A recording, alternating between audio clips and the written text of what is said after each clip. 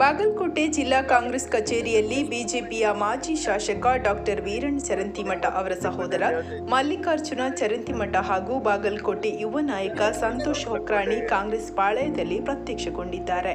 ಇಂದು ಜಿಲ್ಲಾ ಕಾಂಗ್ರೆಸ್ ಕಚೇರಿಯಲ್ಲಿ ಸಚಿವ ಎಚ್.ಕೆ. ಪಾಟೀಲ್ರ ಸಮ್ಮುಖದಲ್ಲಿ ಮಲ್ಲಿಕಾರ್ಜುನ ಚರಂತಿಮಠ ಪಕ್ಷ ಸೇರಲಿದ್ದಾರೆ.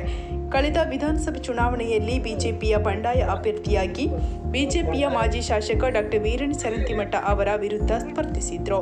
ಸತತ 10,000 ಮತಗಳನ್ನು ಪಡೆದುಕೊಂಡಿದ್ರು. ಈಗ ಬಾಗಲಕೋಟೆ ಲೋಕಸಭಾ ಚುನಾವಣೆಯಲ್ಲಿ ಕಾಂಗ್ರೆಸ್ ಪಾಳಯದಲ್ಲಿ ಬಿಜೆಪಿಯ ಉಚ್ಚಾಟಿತ ನಾಯಕರು ಗುರುತಿಸಿಕೊಂಡಿದ್ದಾರೆ.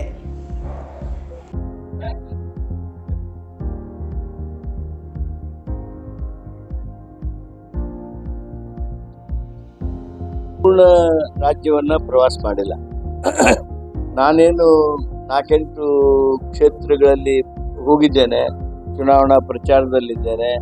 ಆ ಭಾಗದ ಜನರ ಜೊತೆಗೆ ವಿಶೇಷವಾಗಿರ್ತಕ್ಕಂಥ ಸಹಜವಾದ ಹೆಚ್ಚಿನ ಸಂಪರ್ಕ, ಈ ಎಲ್ಲಗಳ ಹಿನ್ನೆಲೆಯೊಳಗೆ ಉತ್ತರ ಕರ್ನಾಟಕದ ಬಗ್ಗೆ ನನಗಿರುವಂಥ ಮಾಹಿತಿ ಹಿನ್ನೆಲೆಯೊಳಗೆ ಉತ್ತರ ಕರ್ನಾಟಕದಲ್ಲಿ ನಾವು ಸ್ವೀಪ್ ಮಾಡ್ತೀವಿ.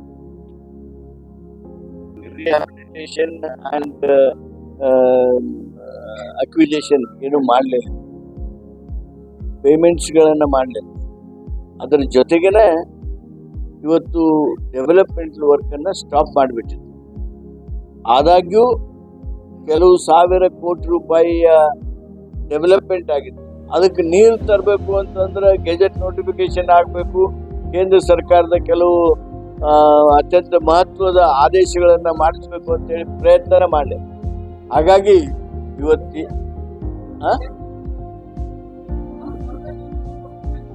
ಅಲ್ಲ, ಅದು AB ಅಂತ ಡಿವೈಡ್ ಮಾಡಿರ್ಲಿ ಮಾಡ್ತಾ ಇರಲಿ, ನಾನು ಇಷ್ಟೇ ಹೇಳ್ತೀನಿ, ನಮ್ಮ ಸರ್ಕಾರ ಇದನ್ನ ಡಿಲೇ ಆಗಲ್ದಂಗೆ ನೋಡ್ಕೋತೀವಿ.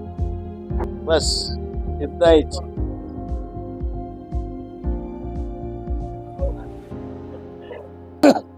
ಈ ಚುನಾವಣೆನ ಭಾವನೆ ಹಾಗೂ ಬದುಕಿನ ಮಧ್ಯೆ ಇರ್ತಕ್ಕ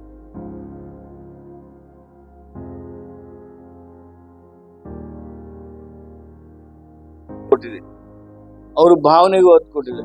ಜೈ ಶ್ರೀರಾಮ್ ಅನ್ನೋದು ರಾಮನ ಹೆಸರು ತಗೊಳ್ಳೋದು 10 ಲಕ್ಷ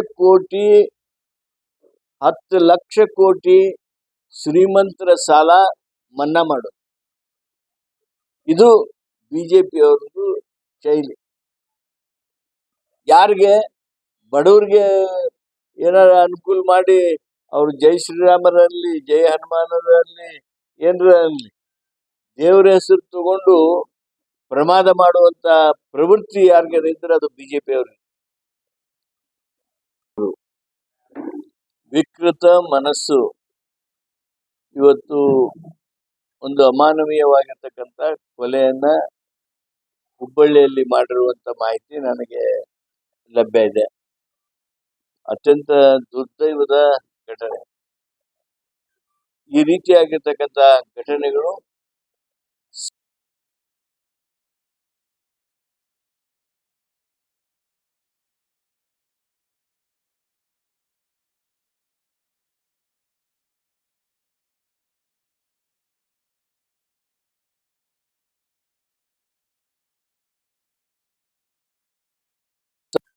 ಸಾರ್ವಜನಿಕರು ಅತ್ಯಂತ ಗಂಭೀರವಾಗಿ ಸಮಾಧಾನದಿಂದ ಹಾಗೂ ಅದೇ ಆಕ್ರೋಶದಿಂದ ನಾವು ತೆಗೆದುಕೊಳ್ಬೇಕಾಗಿದೆ. ಇಂಥ ಘಟನೆಗಳು ಆಗೋದನ್ನ ತಡೆಯೋದಕ್ಕೆ ಏನು ಸಾಧ್ಯವೋ ಅದನ್ನ ಮಾಡಬೇಕು. ಯಾಕಂದ್ರೆ ಕ್ಷಮಿಸಬೇಕು, ಯಾವುದು ದುರುದ್ದೇಶದಿಂದ ಅಲ್ಲ. ಇವನ್ ರಿಪಬ್ಲಿಕ್ ಟಿವಿ ಅವರು ಇನ್ ದೇರ್ ಅಸೆಸ್ಮೆಂಟ್ 4 ಕ್ಷೇತ್ರಗಳಲ್ಲಿ ಅವರು ಅಸೆಸ್ಮೆಂಟ್ ಮಾಡಿದ್ದಾರೆ. ಒಂದು ಬೀದರ್ದಲ್ಲಿ, ಒಂದು ಹಾವೇರಿಯಲ್ಲಿ, ಒಂದು ಕೊಪ್ಪಳದಲ್ಲಿ, ಒಂದು ಚಿಕ್ಕೋಡಿಯಲ್ಲಿ. ಈ 4 ಕ್ಷೇತ್ರಗಳನ್ನ ಕಾಂಗ್ರೆಸ್ಸಿನ ಪಾಲಿಗೆ ಬರ್ತಾವು ಅಂತ ಹೇಳಿ, ಅದು ಹೆಂಗ 1-2 ಅಂತರ ಅಲ್ಲ, 7% ಅಂತರ, 8% ಅಂತರ, 3% ಅಂತರ, ಹೀಗೆ ಅವರು ತಮ್ಮ ಸರ್ವೆ ರಿಪೋರ್ಟ್ ಅನ್ನ ಇವತ್ತು ಈಗಾಗಲೇ ತೋರಿಸಿದ್ದಾರೆ.